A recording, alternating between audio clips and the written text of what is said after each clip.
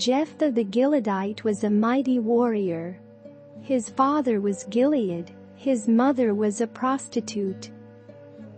Gilead's wife also bore him sons, and when they were grown up, they drove Jephthah away.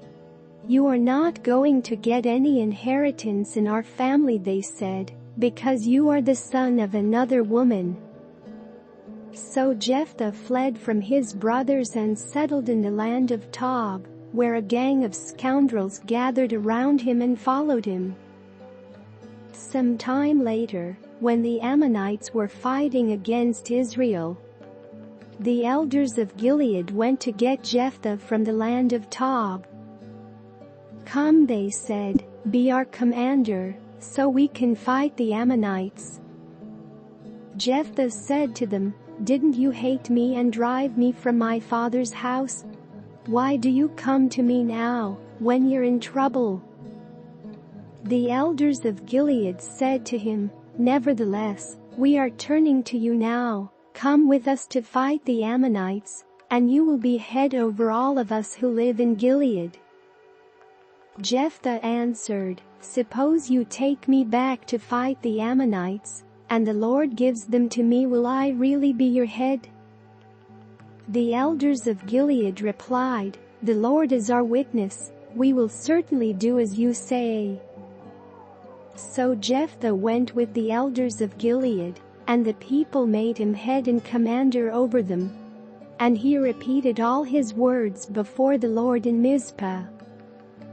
Then Jephthah sent messengers to the Ammonite king with the question, "What do you have against me that you have attacked my country?"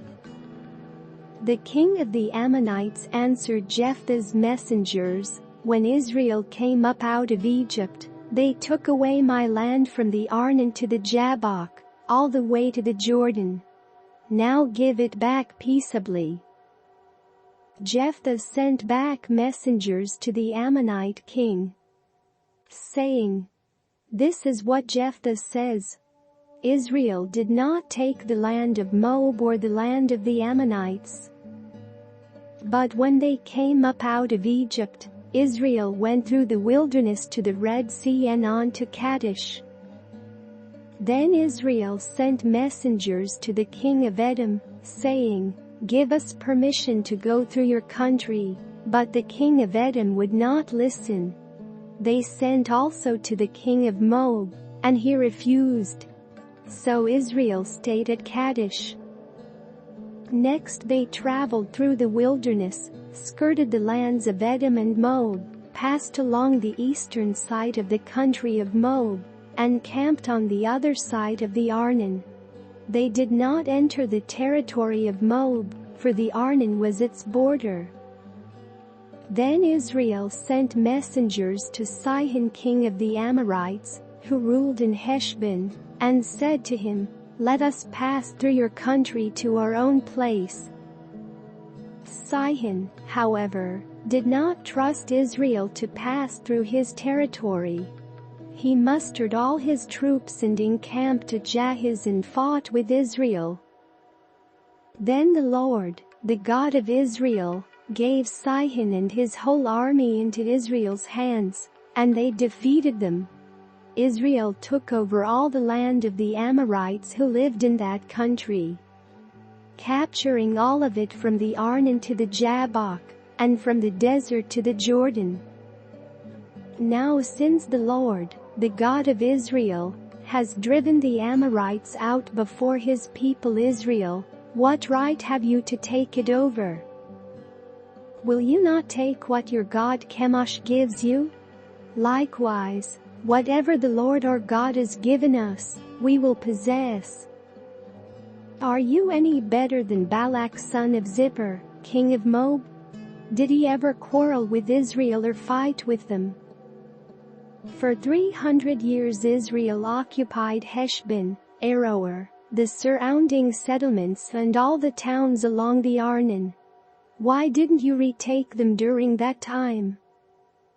I have not wronged you, but you are doing me wrong by waging war against me. Let the Lord, the judge, decide the dispute this day between the Israelites and the Ammonites." The king of Ammon, however, paid no attention to the message Jephthah sent him. Then the Spirit of the Lord came on Jephthah. He crossed Gilead and Manasseh, passed through Mizpah of Gilead, and from there he advanced against the Ammonites. And Jephthah made a vow to the Lord, "If you give the Ammonites into my hands, whatever comes out of the door of my house to meet me when I return in triumph from the Ammonites will be the Lord's, and I will sacrifice it as a burnt offering." Then Jephthah went over to fight the Ammonites, and the Lord gave them into his hands. He devastated 20 towns from Aroer to the vicinity of Minnith, as far as Abel Keramim. Thus Israel subdued Ammon.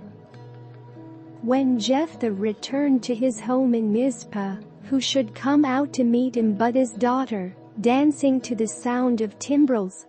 She was an only child. Except for her he had neither son nor daughter. When he saw her, he tore his clothes and cried, "Oh no, my daughter! You have brought me down and I am devastated. I have made a vow to the Lord that I cannot break."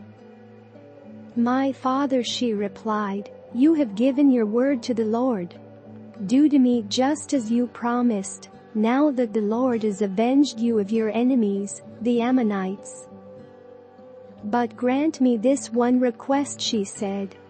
"Give me 2 months to roam the hills and weep with my friends, because I will never marry." "You may go," he said. And he let her go for 2 months. She and her friends went into the hills and wept because she would never marry. After the 2 months, she returned to her father, and he did to her as he had vowed. And she was a virgin. From this comes the Israelite tradition that each year the young women of Israel go out for 4 days to commemorate the daughter of Jephthah the Gileadite.